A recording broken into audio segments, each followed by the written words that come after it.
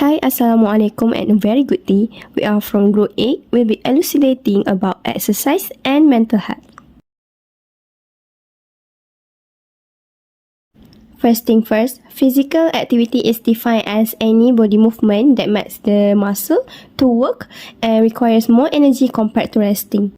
According to WHO, it is recommended to practice either moderate intensity for 150 minutes per week or vigorous intensity for 75 minutes per week. Exercise has long been recognized for its physical health benefits, but its positive effects on mental health are increasingly gaining attention. Hence, the prevalence of depression in Malaysia has increased from 1.8% in 2011 to 2.3% in 2020. This means that over 500,000 Malaysian adults in 2020 has suffered from depression.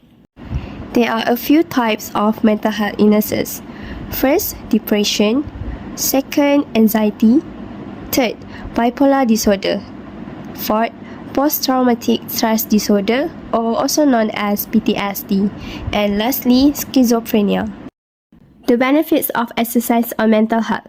First, it releases endorphin, which boosts overall mood. Second, it elevates stress and anxiety by relaxing muscle and body tension. Third, it regulates sleep patterns to sleep better. And finally, fourth, it will help to relieve depressive and anxiety symptoms. Exercise significantly improves mood through various physiological pathways.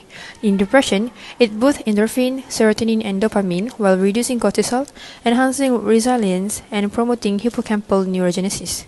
For anxiety, it calms the autonomic nervous system, reduces muscle tension, and increases GABA, alleviating symptoms. In bipolar disorder, exercise stabilizes mood by regulating circadian rhythms and balancing neurotransmitters through moderation is crucial. For PTSD, exercise reduces hyperarousal, modulates the stress response, and increases BDNF for neural recovery. In schizophrenia, it improves cognition, regulates dopamine, and reduces inflammation. Overall, exercise enhances mood, decreases stress via the endocannabinoid system, and improves sleep, making it a valuable tool for managing mental health. Physical barriers to exercise were a common concern for both exercisers and non-exercisers. The first physical barrier, which is pain, is preventing exercise by stopping exercise when pain occurs during activity and will discourage future exercise due to post-exercise pain. Fatigue was another barrier, with both groups acknowledging that it made exercise more difficult. It was linked to factors like medication, insomnia, and depression. Impaired mobility was also a major challenge for both groups, with non-exercisers noting a decline in mobility after exercise. Psychological barriers divided into 3 points.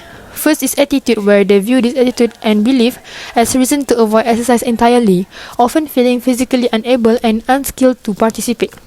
Fear was another barrier, especially pain when doing an exercise, even though they recognize it as a safe exercise for people with mental disorder.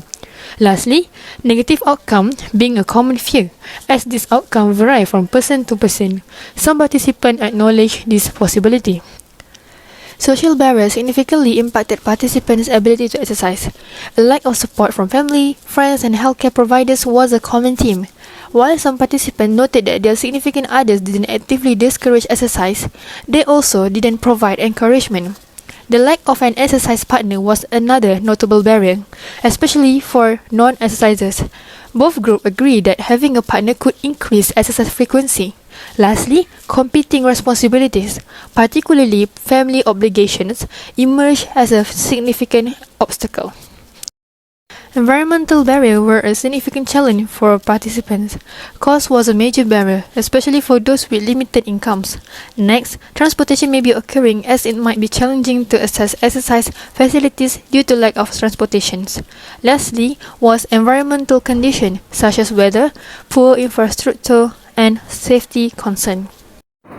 Next, we will move to the type of exercise that can improve this condition.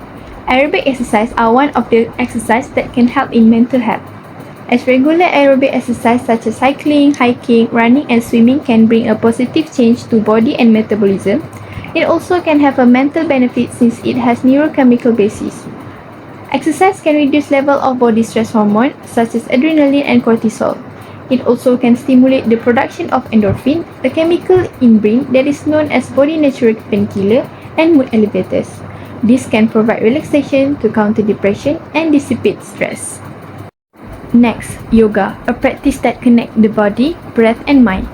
Practicing yoga can alleviate anxiety by increasing gamma-aminobutyric acid activity that result in improved mood and reduced anxiety.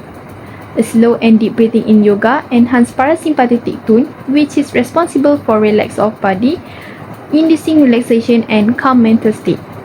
Muscle stretching in yoga posture also can reduce physical pain and alleviating stress. Next is green exercise. It's an activity in the presence of nature. Activity includes brisk walking, hiking, or cycling in nature, can offer immediate mental health benefit for individuals, with activity near water providing the greatest mood enhancement. Studies have shown improvement in self-esteem and mood, with vigorous activity effective for mood improvement and low-intensity activity associated with self-esteem. To add, regular green exercise not only support mental well-being, but also can promote cognitive and social development in children. In conclusion, regular exercise is a powerful and natural way to improve mental health by reducing stress, boosting mood, and promoting better sleep.